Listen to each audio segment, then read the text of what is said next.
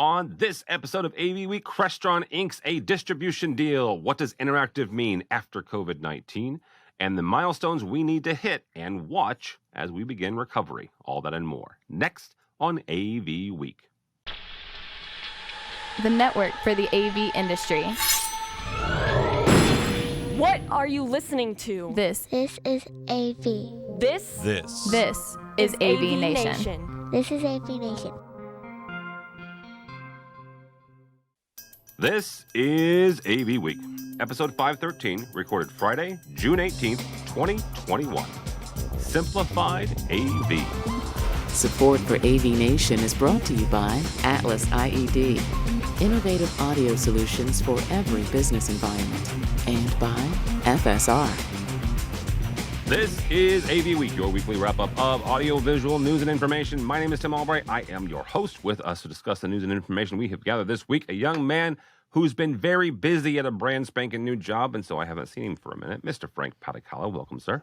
Thank you. Thank you again for letting me be on AV Week. It's always a pleasure. I appreciate it. And just congratulations. I don't think I've actually had you on since you just started the new gig, but Frank has joined the group over at Panasonic. So congratulations, sir. Thank you so much. Thank you. Absolutely. Also with us, a new gentleman that I got to meet this week for the first time, Stefan Eriksson. Stefan is from Conftel. Welcome, sir. Perfect. Usually people call us Confitel, so you spell it just perfect. So there's no E there. No. Why would they do that? There's no E there. Yeah, we're strange people in Sweden, especially in northern Sweden where we're based. We were talking about the Euro Cup earlier before him. Go ahead. Yeah, we had a successful game this afternoon, so that's why I'm smiling the way I do. Oh, yeah. Yeah, I appreciate you staying up late for us. We're recording this Friday afternoon, but it's evening time with Stefan. I will make. He and I share the love of orange. I'm a fan of Netherlands in the Euro Cup this year. Or I've been a fan of Netherlands for soccer. You know, so I said soccer. You can send me emails later. But for years. Really quickly, I want to say thank you to a whole lot of people, and I'm not going to name names, but we had a really great event on Thursday the 17th this week. It was called AV3. My buddy Megan Dutta over at SCN, System Contractors News, and the team at Future did a great job of putting on the event. AVIXA came along and helped us out with a lot of stuff. Great sponsors, great content. It may have been the biggest webinar session that I have ever done live. Some pretty astounding numbers. Very, very happy and very impressed with all of you guys that came out with us and hung out for the day. I do appreciate that. If you're familiar, if you want to know what I'm talking about, go to av3event.com. You can still register. You can still watch the stuff on demand. And check that out. So yeah, thank you to Megan, to the team at Future and the team at AVIXA for that. We appreciate it. First story comes to us from our friends over at Commercial Integrator. And speaking of AVIXA, AVIXA has unveiled a pretty interesting index. It's an index talking about an important milestone on both sales and employment. And one of the last articles that our buddy Craig McCormick wrote for Commercial Integrator. But it shows growth for the 12th consecutive month, is both in sales as well as in employment, meaning that the sales are going up incrementally and the employment numbers for integrators are going up incrementally. Frank, I want to start with you on this. Besides those two indicators, and those are self-reported, right? AVIXA goes out and they contract with a survey company and they ask integrators what's going on.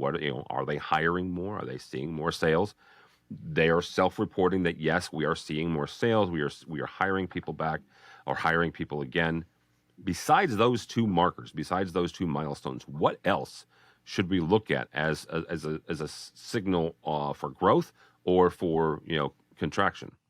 I think I can come at this with a unique perspective, being that I was at an integrator till 2.5 months ago, and now I'm part of a manufacturing team.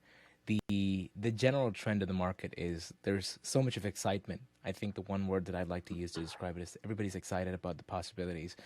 AV as an industry has always been adaptable and resilient, and during the most challenging times, I think what it did is made a lot of people creative and a lot of people survived and tided over these things. So a lot of lessons learned, and I think they're taking that into their sales processes, and they're taking it into their, their pipeline. And I feel that in general, the market is looking forward to things picking back up, and we see a lot of trends towards it. There's a lot of excitement, like clients and users in general are always asking and understand. They just want to know what's out there. So I think the AVIXA research is fairly accurate in terms of the excitement that we're seeing every day. All right. Stefan, from your perspective, not only, a manufacturer, but also, you've got kind of at least a Eurocentric view, if not a global view. What are you seeing as other milestones or markers that we need to keep in mind? Yeah, I mean, this index is sure interesting, and I will make sure I follow it going forward. Wasn't really familiar with it until today. So, I mean, for us as a device company, this period, the pandemic has been tremendous. We've seen growth through it and continue on a very exciting path. So I guess that I mean, hearing now about also the integration companies starting to see growth, it's really encouraging for me as well to hear, because that means that there will be a need for even more maybe devices to equip all these, from our perspective, meeting rooms of all different sizes going forward, and also maybe other use cases and scenarios. So probably when talking about different geographies as a market, we experience that maybe at the moment US is a bit ahead in the recovery from the pandemic, but EMEA and the other regions as well are starting to also to show some real pace now. Stefan, real quickly, do you think that the reason that the U.S. is slightly ahead is because of the deployment of the vaccine, the fact that there are a number of states that have hit that somewhat magical 70%, inoculation Yeah, rate, it at least seems 70% to be of the the population main has gotten- reason, I think. And also, yeah, we had also in discussions with some of our major partners, distribution partners, see that maybe the expectations in the industry and in the society as a whole was that the recovery would happen faster. But then with some delays in the vaccination programs, it took a little bit longer time, and that's the main reasons, I think. So now we have really high hopes for the fall. So when we come back from summer holidays, that also Europe will be full speed ahead. So. Thanks so much for watching this first segment of AV Week. To check out the rest of the episode for free, click on the link below or go by the website, avnation.tv. It's avnation.tv.